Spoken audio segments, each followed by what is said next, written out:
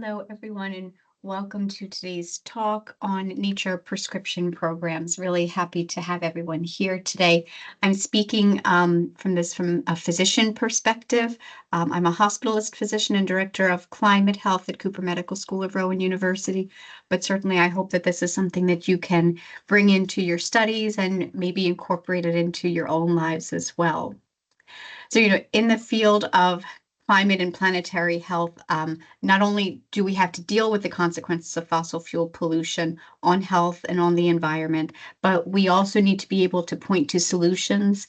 And so, in recognition with our interconnection with nature, we can consider how to implement these nature prescription programs and other nature-based solutions that acknowledges that for thousands of years we've been intimately connected with nature and that there's wisdom to be gained from that evolutionary perspective. So what is forest therapy? Obviously, it goes back thousands and thousands of years, but more recently, it's come out of the Japanese Ministry of Agriculture, this Shinrin-yoku forest bathing, which has gained immensely in popularity. And it can be things like walking, sitting, even just viewing forests, but really with the goal, it's not going on an intensive hike where you're breaking a sweat. It's really meant to be more focused on the inward nature of things and focused on your well-being. Now, there's numerous studies behind both the physiologic and the psychologic benefits, and we're going to go into both of these in a little bit more detail. There's 24 just from Japanese forest bathing studies alone showing some of the benefits with stress, mood, and cognition. So some of the key benefits in terms of stress reduction, it's been shown to lower salivary and serum or blood cortisol levels, and cortisol is a stress hormone. Similarly, there have been studies looking at urinary epinephrine and norepinephrine. That's part of your fight or flight system when we talk about our sympathetic nervous system being ramped up to meet a challenge. That's the epinephrine, norepinephrine that gets ramped up. And so that's also been shown to come down once people do forest bathing, and it promotes relaxation. There are a slew of studies looking at cardiovascular health with reducing blood pressure and heart rate. It even affects immune function. So it boosts natural killer cell activity and number even. These are a type of lymphocytes that they serve a variety of functions, but they can destroy infected cells and abnormal cells in the body. And if there's viral infections, they can target those cells as well, even without destroying the entire cell. And interestingly, that natural killer cell function has been shown to last for more than 30 days after just one episode of forest bathing. Also shown to impact anti-cancer cells. Some other DHES you may have heard of increases those levels, and much better mental health outcomes overall. So in this study, looking specifically at cortisol levels, you can see in a meta-analysis that there was 88% consistency. So 88% of the studies showed that there was significant cortisol reduction. Again, that stress hormone response after forest bathing. And there was a significant reduction in the levels of salivary cortisol. When we look at cardiovascular health, it decreases blood pressure, which we know is a good thing. Both the top number and the bottom number, systolic and diastolic, will go down in the setting of forest bathing. It reduces our heart rate and it improves heart rate variability. This is something we even look at in ICU because heart rate variability is a good thing. We want to be able to slow and speed up our heart rate in response to stressors. So that actually gets better in the setting of forest bathing as well. And we talked about some of the immune system benefits and just how long lasting this is. And, when you think about if you're stressed, some of that stress happens because you have increased cortisol levels. And when your sympathetic nervous system is ramped up, it's ramped up to meet a specific threat. From an evolutionary perspective, that might be a bear in the woods. We don't have bears in the woods now, but we have stressful jobs. We have traffic jams. We have a lot of other things that ramp up our stress. And then it tamps down our immune function because, if your body's getting ready to fight a bear or go off to war, it's not as important that it fights off a viral infection. And so that's why people get sicker much more easily when they're stressed. Now, particulate matter is one thing that we talk about a lot with fossil fuel pollution. The particulate matter, especially if it's 2.5 microns or smaller, can get into your system through your lungs. It traverses the alveoli and gets into your bloodstream and causes systemic inflammation. And in forests, trees directly intercept those airborne particles, which is really important for our health benefits, but it also makes these volatile organic compounds, which are associated with many of the positive benefits that we were just alluding to. And these VOCs can be, there are bad VOCs from fossil fuel pollution, but we're talking about good VOCs right now. So some of those mental health benefits, it reduces anxiety, improves mood. There's been shown to be decreased depression. And again, we talked about the stress. And when it's sustained over a long period of time, those benefits just accrue. Really interesting study by Hordijk in immigrant families. And they noted that there is this ability to get distance from mental preoccupations. That was how it was termed when immigrant families took advantage of nature prescription programs. There's an impact of gender as well. So certainly everyone can get these benefits. In this one study, they looked at 9 urban forest parks across Northeast China, and they looked at visitor selfies. So they analyzed these selfies. Females seem to have more positive affect when in close proximity to parks. I mean, men did as well, just not quite as much as female participants. And for everyone, the facial expressions showed more positive affect as they got closer and closer to parks. So a bit of a dose response there, interestingly. Some of the cognitive function is also really important. If you think about studying for a test or trying to deal with a particularly difficult project at work, just being inside of the 4 corners of an office or a classroom, might not be the best thing. You might have to actually go out into nature and experience a different environment to help to replenish some of those depleted cognitive resources.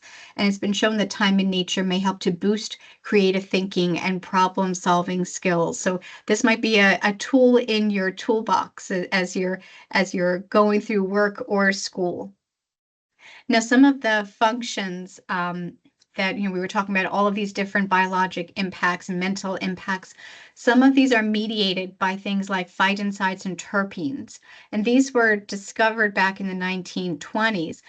These volatile organic compounds were found to have really protective effect for the trees. So if the tree was being attacked by herbivores or by bacteria or fungi or something like that, the trees would make these antimicrobial insecticidal compounds that would be emitted into the bark, and it would protect the trees essentially, and they would communicate with one another. And so the phytoncides and terpenes would be increased across a whole entire forest. And so when we talk about things like essential oils, that's largely what we're talking about, because evergreens like cedars, spruces, pines have a high concentration of phytoncides. And, when we're smelling a Christmas tree, that's what we're smelling. Same thing like in lavender. Lavender also has high levels. And so, we know the beneficial effect that lavender has on people.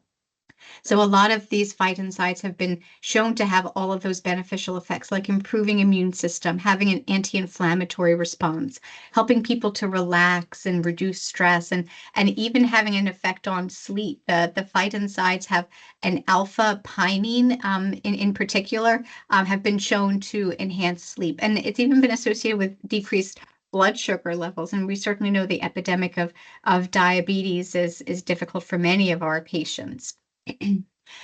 Some of the impacts include antimicrobial effects. So we said it protects the tree, but it could also potentially be a benefit for us. And these antimicrobial effects have even been shown on antibiotic-resistant bacterial strains.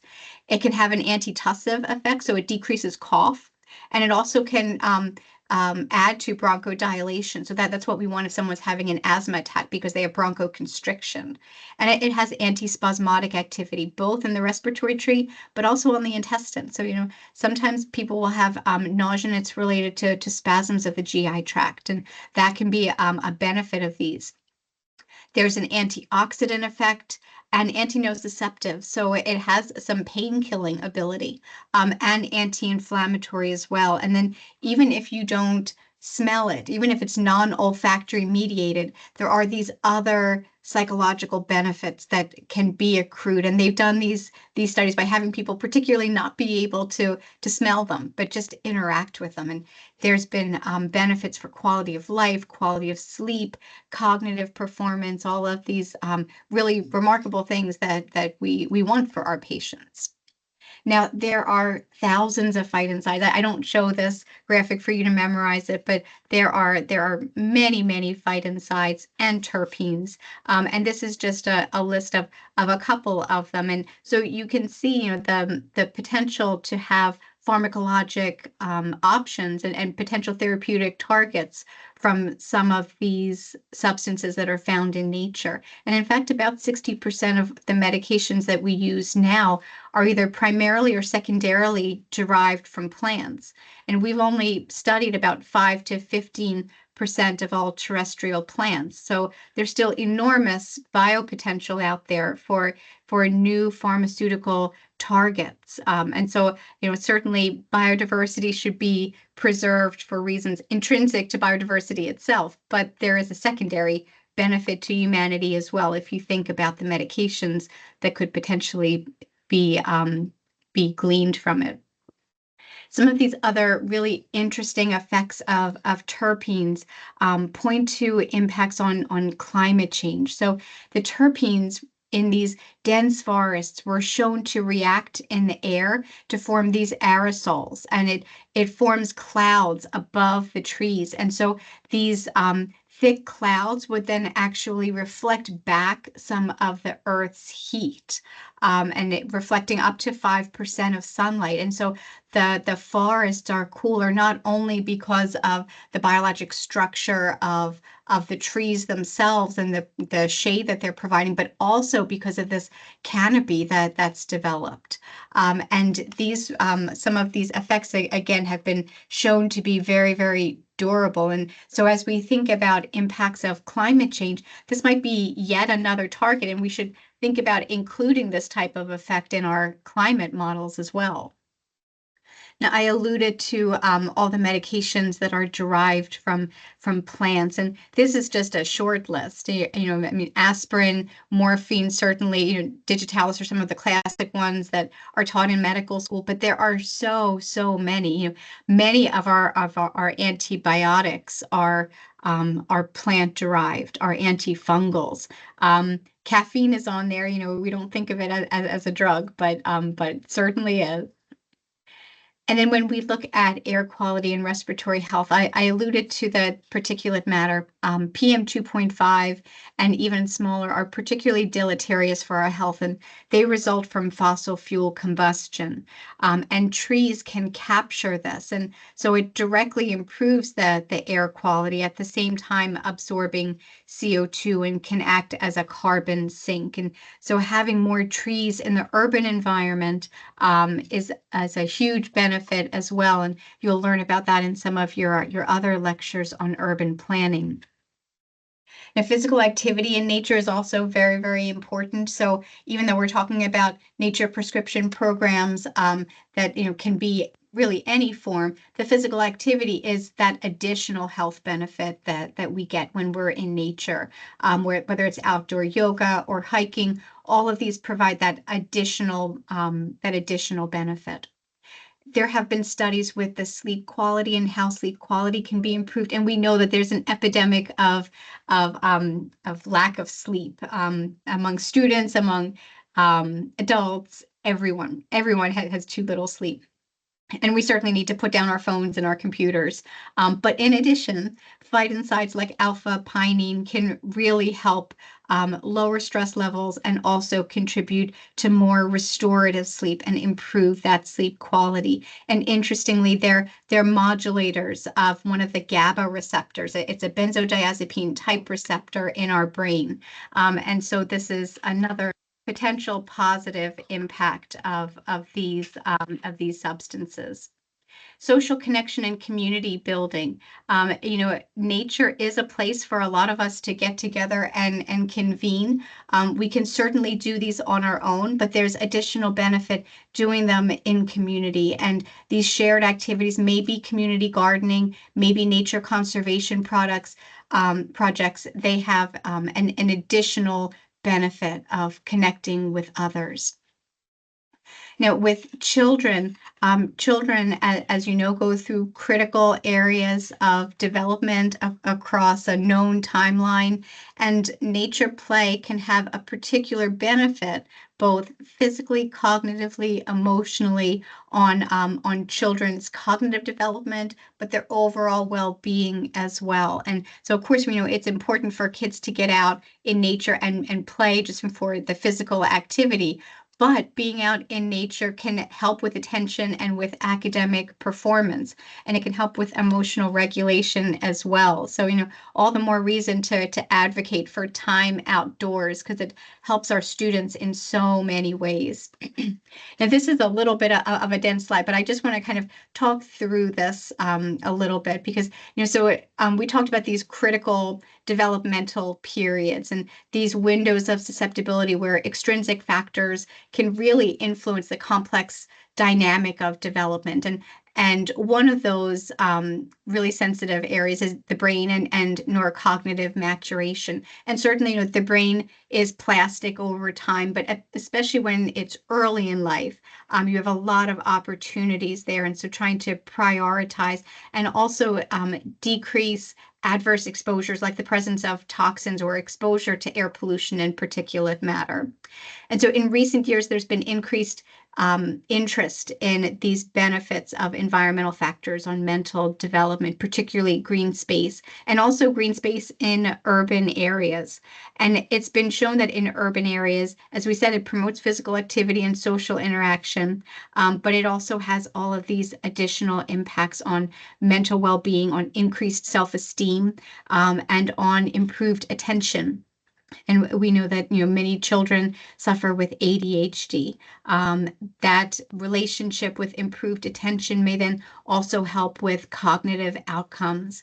And there is a study with more than 900,000 Danish individuals, and it showed that there was a lower risk of psychiatric disorders when children were exposed long-term to green spaces. There are other studies that showed that children that were in greener environments could memorize better. They were more attentive, and they actually had a higher IQ. And then there are all these other ecosystem services. So decreasing noise pollution, flood mitigation, because there's these complex roots that grow underground. They help to absorb all of the floodwater, decrease erosion. And then we talked about the benefit of reducing air pollution. And then there's effects on urban heat islands. So this is something that we see in many of our industrial centers where you'll have high temperatures because the asphalt, all the concrete holds on to temperatures and it doesn't dissipate at the end of the day, whereas the rural suburban areas will be much cooler. Particularly at night, these urban areas really hold on to heat, and that's really deleterious for people because people need to be able to de-stress their bodies. They need to have a cool environment to be able to sleep. So introducing increased tree canopy is really important, and getting to at least 30% tree canopy was estimated to prevent 4 in 10 premature heat-related deaths in cities across Europe. We alluded to some of these specific health benefits. I just want to highlight again the depression, anxiety, and ADHD and the chronic pain because we see this in children and adults. Chronic pain can be associated with numerous poor outcomes. And so just prescribing nature prescription programs can have a beneficial impact. And so obviously physicians can't do this on our own. We can write a script for a park, but if there are no parks around, then it doesn't help. So working with urban planners and creating that really thoughtful use of green space in the urban environment is key to be able to sustain these benefits, and creating things like even rooftop gardens and pocket parks, these like little tiny microforests. If you only have a small plot of land, even just that dense packing in of trees can result in health benefits for humans and certainly for the non-human world as well. Now, in our hospital and in many others, we have healing gardens. This, it's a small area, but it's very impactful for our patients and also for our families. People need a place to go that's not in the very technological and austere environment of the hospital. They need some place that's safe where they can breathe. And so healing gardens really serve that purpose for so many. There's been some really interesting research out of the University of Pennsylvania showing how greening these urban landscapes, especially more destitute areas, can decrease gun violence and crime. And this is a low-cost intervention that has had profound impacts. You can see, decreased fear reduction, 30% decrease in gun violence. And this it didn't just get pushed out to another neighborhood. It actually went away, such that there was 13% decreased crime all across the city of Philadelphia, not just in the areas of the greening, and of course, increased use of outdoor space with these type of interventions. And some of it, involved removing trash and debris, planting trees.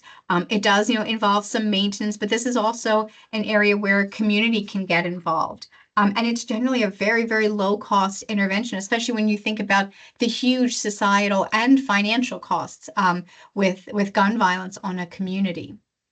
So nature prescriptions in healthcare, this is something that many of us, whether physicians or advanced practice providers, can think about integrating into our practice, whether in the inpatient or the outpatient setting, and really encouraging our patients to engage in this in the long term, and following up and making sure that they're able to do this. What are the barriers?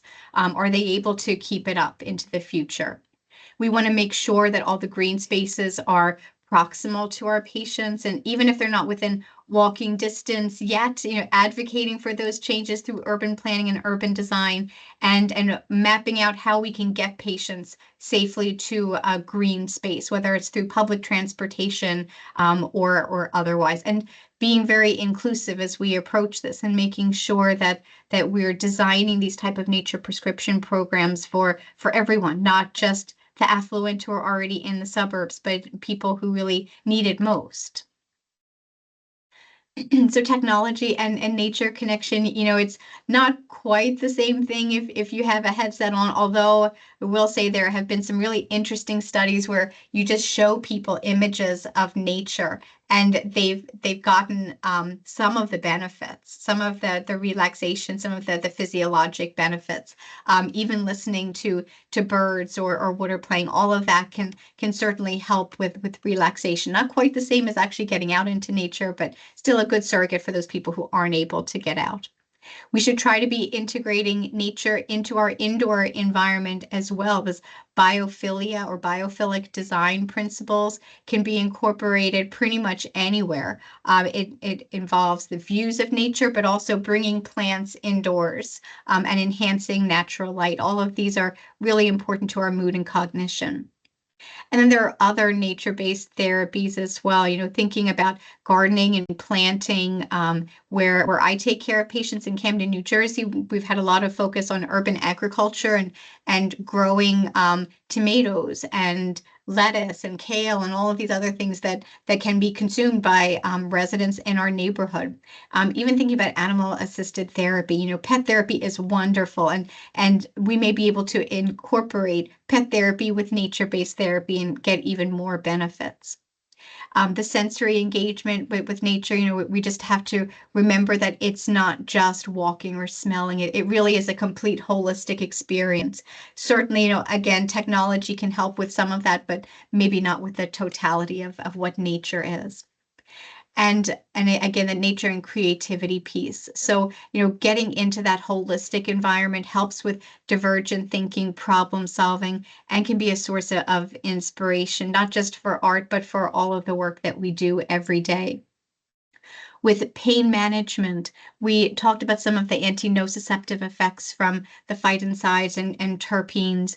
Decreasing stress in and of itself can indirectly reduce pain. People who undergo relaxation techniques will often have a decreased experience of pain because our anxiety really mitigates a lot of our perception of pain. And so improving mood and decreasing stress can have a big impact on pain.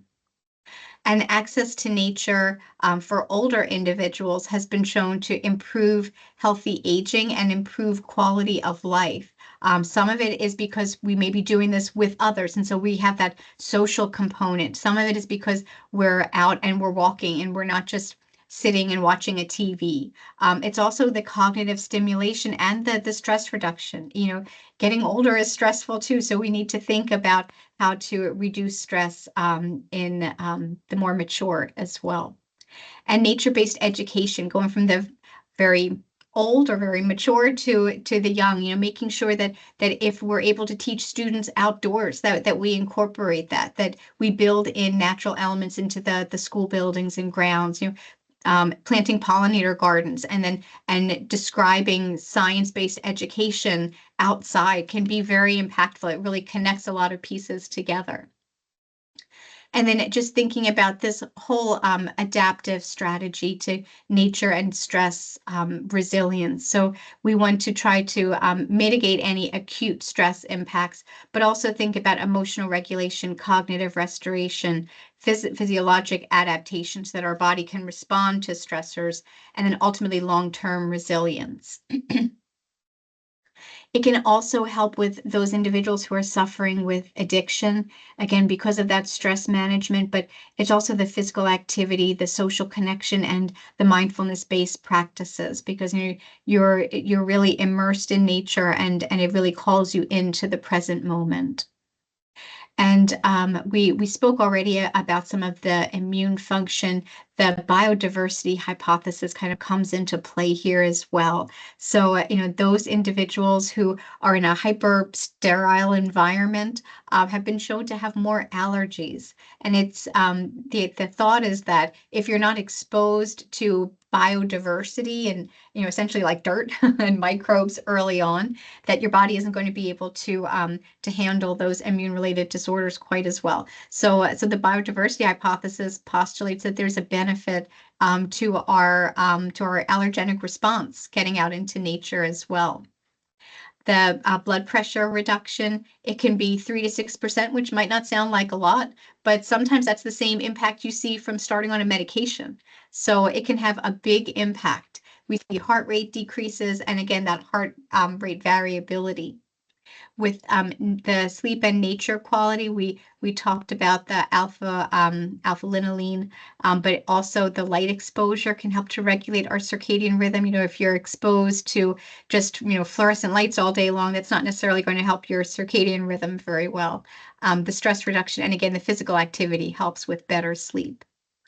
With children's cognitive development, really enriching their early childhood with these sensory rich experiences and incorporating that throughout preschool and kindergarten, throughout their grammar school into high school, and really making sure that this is an integral component of their learning and that children see this as an outlet, as a venue for problem solving and creativity. And so they see that there's intrinsic worth to this. and social cohesion. So we were talking about this with our in our urban environments, having these community gardens bring people together that might not otherwise see each other, and it's around a good activity. You're doing something, providing food for your neighbors. It's also outdoor recreation. So you're getting some exercise while you're doing it, and just volunteering, spending time on something that's not self-focused but on other focused has a lot of benefits. The respiratory health, we talked about some of that air filtration from PM 2.5, and forest air has been shown to actually improve respiratory parameters. Some of it is because it absorbs particulate matter, and some of it may also be from this bronchodilatory effect of the phytoncides. There may, again, also be that antimicrobial impact from phytoncides. Pain management, again, the physical activity and mood improvement have been demonstrated time and time again. And this is just an example, maybe a little over the top, but certainly we want to try to incorporate biophilic design whenever we can. In medicine, we can also think about using this in terms of rehabilitation. So once people are discharged from the hospital, we send them over to rehabilitation programs, and so this can be incorporated in rehabilitation as well.